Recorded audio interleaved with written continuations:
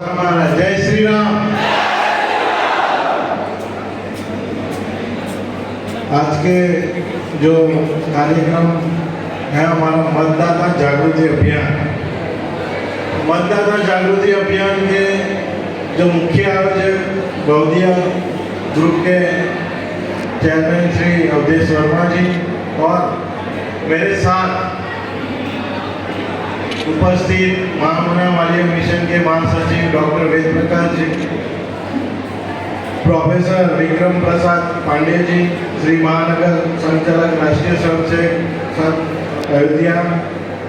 श्री अनुपम जी, क्षेत्रीय संगठन मंत्री Bharatiya Mazdoor Sangh, doctor Rakesh Singh ji, professor D Y. Patil University Mumbai, और सभी मेरे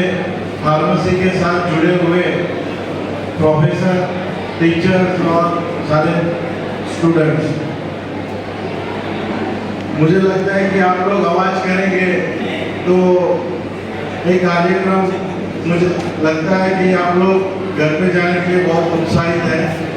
या तो मतदान करने के लिए उत्साहित हैं। मैं आप सभी लोगों से रिक्वेस्ट करूंगा कि 5-10 मिनट, क्योंकि बारी बारी मौका आप लोगों के साथ बात करने का मिलता नहीं है, इस मंच से माध्यम से आपके साथ बात करने का मौका मिला है, तो आप लोग कृपया शांति बनाए रखें। और जो भी बात है तो मुझे लगता है कि बाहर जाकर गपशप करेंगे तो ज़्यादा अच्छा रहेगा,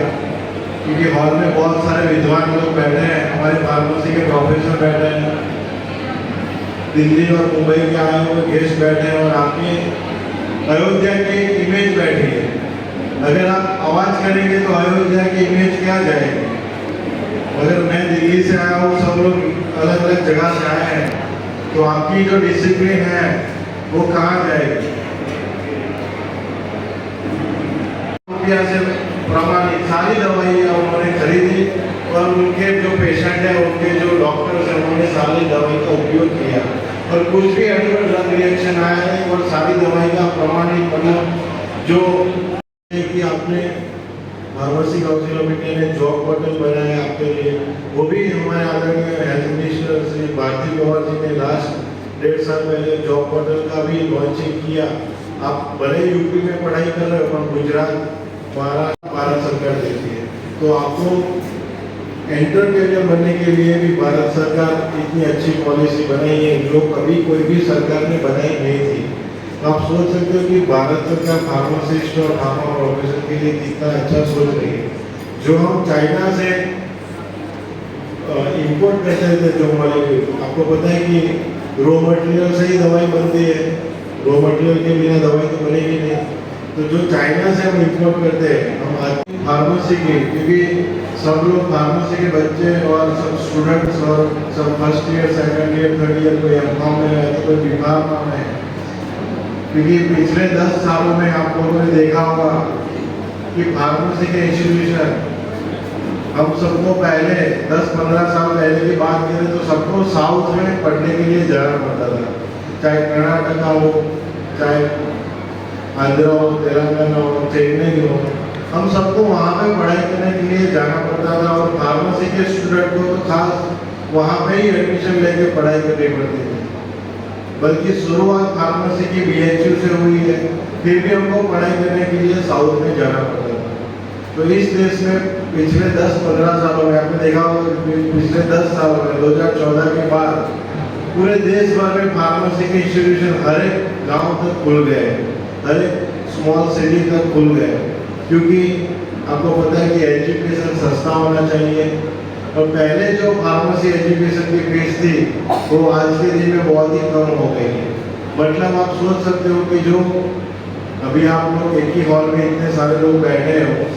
अगर आप साउथ में होते तो आपको कंपलसरी इंग्लिश बोलना पड़ेगा, और आपको कंपलसरी इंग्लिश में ही स्पीच देनी पड़ेगी। ये पूरा बहुत सारा रेस्ट्रिक्शन था। ये पूरे देश को एक बनाने के लिए हमारे आदरणीय प्रधानमंत्री जी ने प्रयत्न किया, और पूरे देश भर में आज 7,000 से ज़्यादा फार्मेसी इंस्टीट्यूशन है, और उत्तर प्रदेश में मैं बात करूँ तो शायद 1200 से ज़्यादा फार्मेसी के इंस्टीट्यूशन हो गए। तो इस पिछले 10 साल में आप घर बैठे, घर के आगे कुछ ही घंटों में, कुछ ही मिनटों में आपके फार्मेसी इंस्टीट्यूशन में पहुंच कर फार्मेसी की शिक्षा ले रहे हो, ये पूरा क्रेडिट हमारे आदरणीय प्रधानमंत्री जी को जाता है कि हर गांव का बच्चा फार्मेसी की पढ़ाई और हेल्थ की पढ़ाई करना चाहिए, क्योंकि आर्ट्स और कॉमर्स की पढ़ाई इतने सालों से हम आर्ट्स और कॉमर्स ही पढ़ा रहे थे, पर हेल्थ के साथ जुड़े हुए कोर्सों की पढ़ाई गांव के बच्चों को मिले और उनकी जो हेल्थ केयर का जो पार्ट है उन पे उनका जागरूकता आए।